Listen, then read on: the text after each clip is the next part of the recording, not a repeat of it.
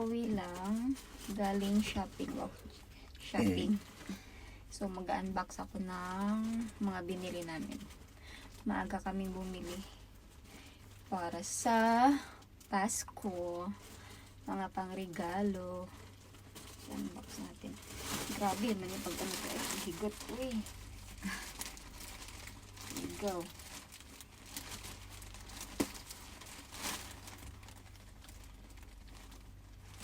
Uy. Okay.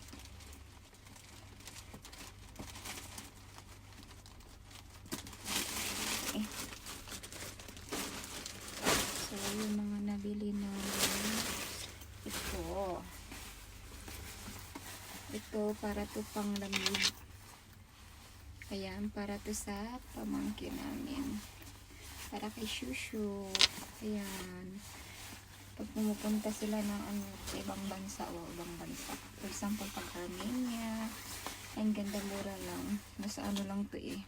Huwag mo na sabihin mo. Ayan. Basta mura lang to. Wala pang ano. Wala pang 20. Wala pang 20. Basta mura lang. Tapos ito. Ano siya? Ano ba tatawag? Bonnet. Ito para naman to sa pamangkin. Para kay Daniel. Ayan. Tapos, ito yung ano, ang ganda nito. Jacket. So, tig-isa kami nito, 3. Tig-isa kami. Bali, 3 piraso ito na jacket. Pink. Ayan. Isa. Ganda ng tela nito. Mura lang din. Isa, 10 lang to eh. Oh, diba? Ang ganda pa, malambot. Oh. Sa aming 3 yan. May mga gift na kami sa Pasko. Ito naman kay Daniel. O, diba? Panglamig din. Pagpupunta sila sa ibang lugar. Tapos, ito. May Christmas tree na ako.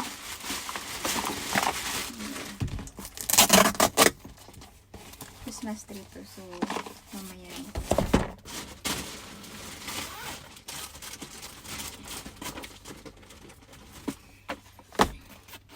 Ito naman sa mga boys. Kasi, gusto talaga nila to. Ito sa mga boys. Boxer. Mura lang talaga to. Alam mo, 4 lang to. Joke. 4. 4 dirhams. Naka-sale. Oh, ito medium. Ito medium. Ito kay Kuya Hero. Okay naman. Ayan. Ito naman sa mga boys. Ayan, boxer din to eh. Ang ganda nito. Naka-sale. Ito rin KFC. Joke lang. Siyempre, ito, bumili kami ng staple para sa babalutin namin. Para hindi na kami magano. Ito yung gagamitin namin red paper bag. Para hindi na kami magbalot talaga, diba? At least ilalagay na lang siya sa bag. Tsaka staple. So, mabilis.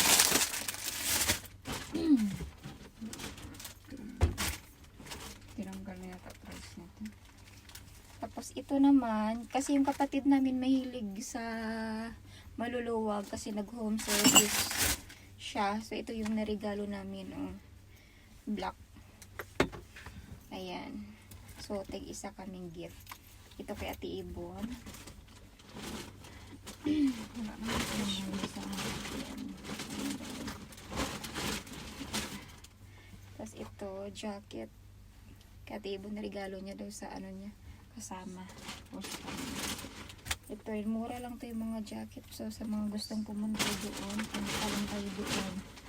Ito rin, ang cute. Para din kay Shushu. Sa pamangkin namin. O, diba?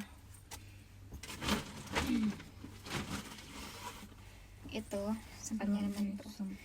Ano to? Pang Philippine. Ano daw to eh. Sa work nila. Ito, Ibon.